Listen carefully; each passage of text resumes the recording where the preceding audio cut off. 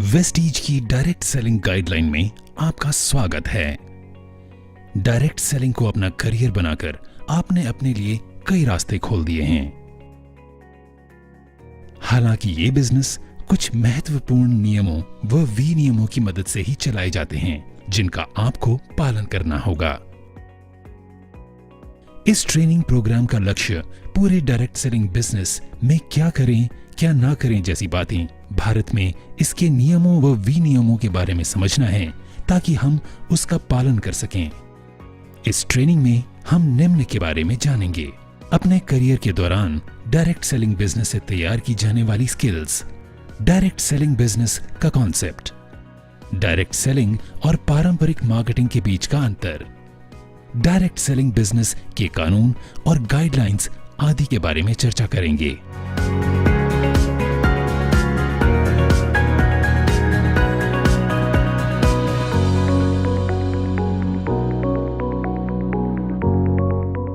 हम जानेंगे कि राष्ट्रीय व्यावसायिक मानकों के अनुसार डायरेक्ट सेलिंग बिजनेस के लिए core skills, professional skills, technical skills कौन-कौन से हैं।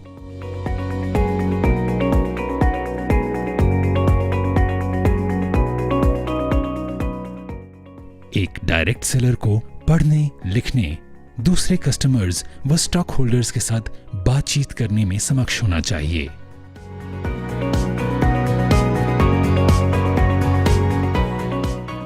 एक डायरेक्ट सेलर में सही फैसले लेने की योग्यता होनी चाहिए। उसे योजना बनाने और इसे कार्य रूप देने में योग्य होना चाहिए।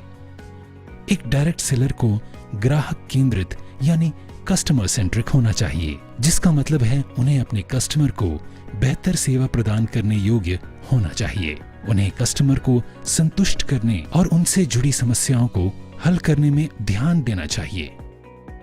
एक डायरेक्ट सेलर को समस्याओं से निपटने और उनका हल करने के लिए एनालिटिकल स्किल्स का इस्तेमाल करने में सक्षम होना चाहिए।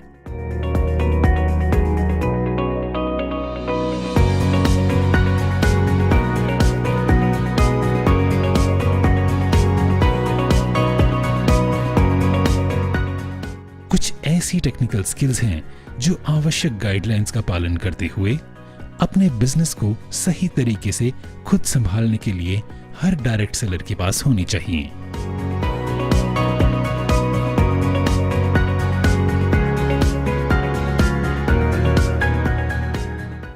आइए अब इस बात को समझते हैं कि डायरेक्ट सेलिंग बिजनेस और पारंपरिक बिजनेस में क्या बुनियादी अंतर होते हैं। डायरेक्ट सेलिंग बिजनेस में प्रोडक्ट के विभिन्न प्रकार और वर्ग होते हैं, जो ब्रांडेड और नॉन ब्रांडेड हो सकते हैं।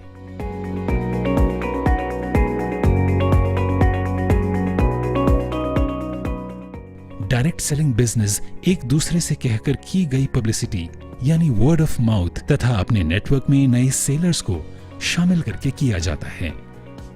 इस बिजनेस में कई चरणों पर आमदनी होती है।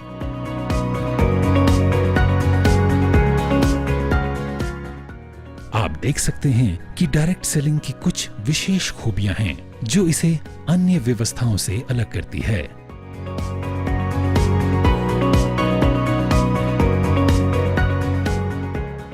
डायरेक्ट सेलिंग बिजनेस में करने और ना करने योग्य बातों को समझना बहुत आवश्यक है, ताकि आप मौजूदा कानूनों और विनियमों का पालन करते हुए व्यवसाय से जुड़ी गतिविधियों को पूरा कर सकें।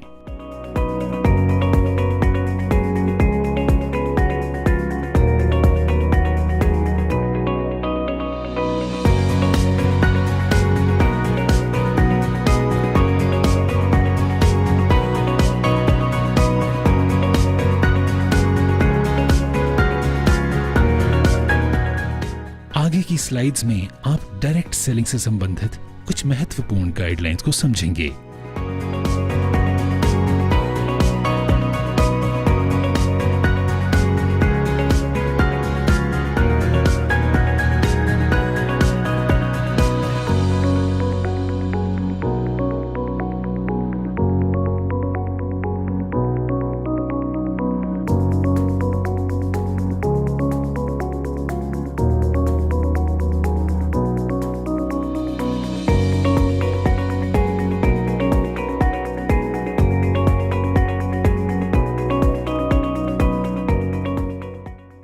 Return policy. Product return policy direct selling companies का एक महत्वपूर्ण हिस्सा है। यदि कस्टमर प्रोडक्ट से असंतुष्ट है तो वेस्टीज बहुत पारदर्शी प्रोडक्ट रिटर्न पॉलिसी ऑफर करती है।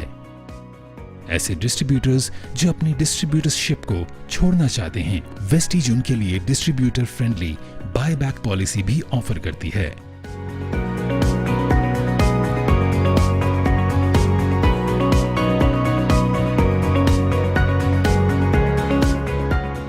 वेस्टीज बिजनेस प्लान में अनेक आकर्षक खूबियां हैं जो इस इंडस्ट्री का सबसे शानदार प्लान बनाती हैं।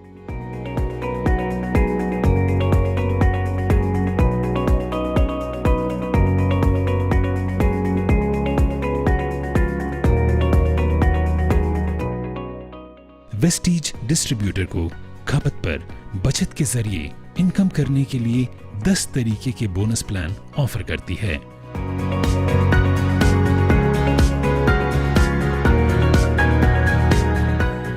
इस स्लाइड में बताया गया है कि किस तरह डिस्ट्रीब्यूटर खपत के जरिए कमा सकता है।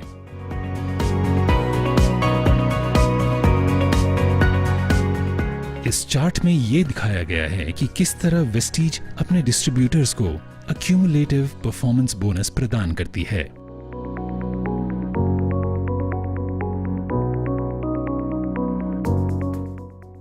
कृपया यह स्लाइड देखें जिसमें फास्ट स्टार्ट 8% के बारे में बताया गया है।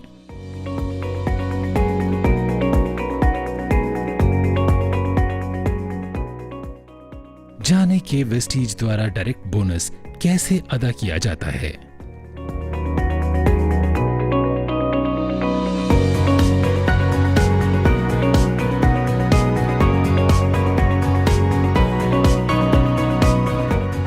वेस्टीज ब्रॉन्ज और सिल्वर डायरेक्टर को टीम बिल्डिंग बोनस प्रदान करती है।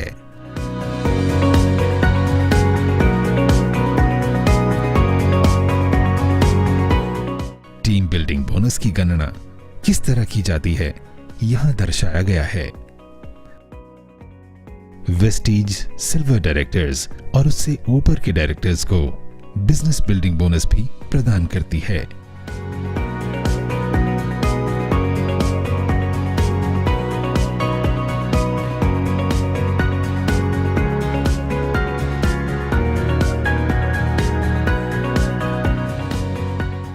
वेस्टीज द्वारा डिस्ट्रीब्यूटर्स को लीडरशिप ओवरराइडिंग बोनस तब दिया जाता है जब वह अपनी टीम बढ़ाते हैं।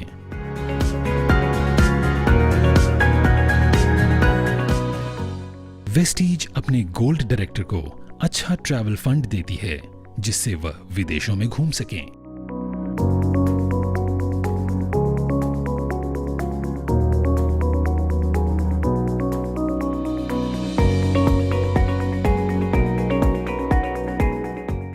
वेस्टीज का कार फंड डिस्ट्रीब्यूटर को उनकी सपनों की कार को दिलाने में मदद करता है।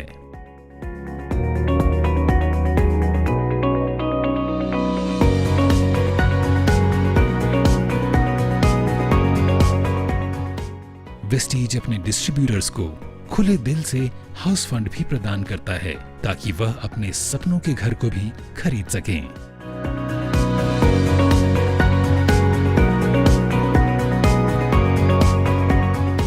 डिस्ट्रीब्यूटर जो universal crown directors, double universal crown directors बन जाते हैं, उन्हें वेस्टीज अपनी तरफ से एलीट क्लब बोनस प्रदान करती है।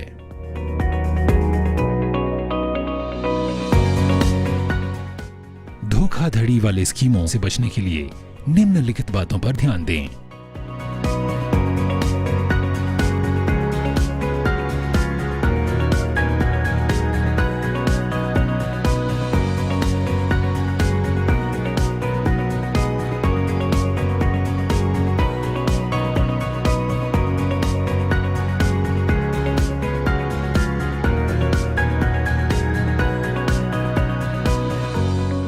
उपभोक्ता मामलों में मंत्रालय ने महत्वपूर्ण गाइडलाइंस और कंपनी पॉलिसी जारी की है जिनका पालन करना अनिवार्य है।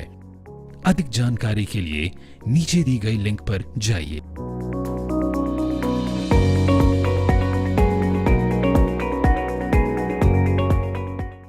भारत में डायरेक्ट सेलिंग बिजनेस पर लागू किए गए कानूनों में निम्न शामिल हैं: पुरस्कार चिट्स और धन संचरण योजना अधिनियम 1978, भारत दंड संहिता 1860, आपराधिक विधि संहिता 1973, भारतीय संविदा अधिनियम 1872, उपभोक्ता संरक्षण अधिनियम 1986।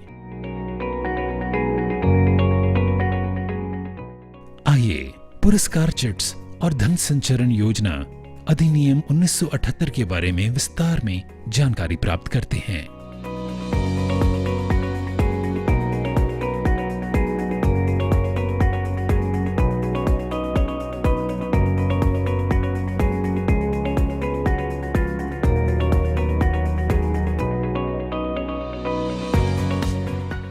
आइए भारतीय संविदा अधिनियम 1872 के बारे में विस्तार में जानकारी प्राप्त करते हैं।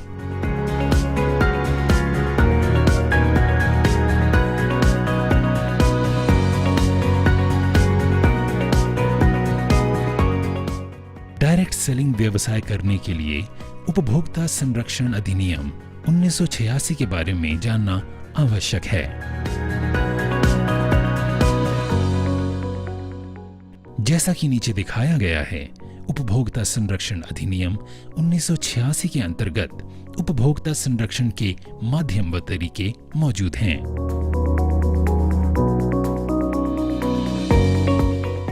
इनके अलावा कुछ जरूरी गाइडलाइंस भी हैं जिनका पालन करना आवश्यक है और नीचे दिए गए प्रतिबंधों को भी ध्यान में रखना जरूरी है।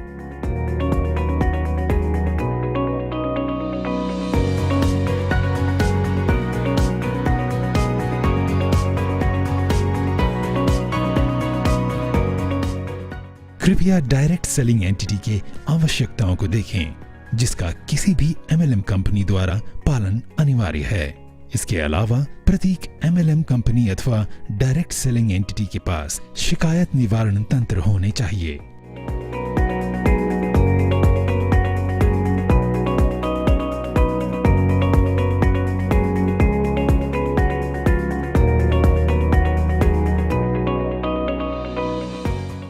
वेस्टीज के बारे में सबसे लेटेस्ट जानकारी के लिए कृपया अपडेटेड आत्मनिर्भर सक्सेस प्लान या वेबसाइट देखें www.mywestige.com पर।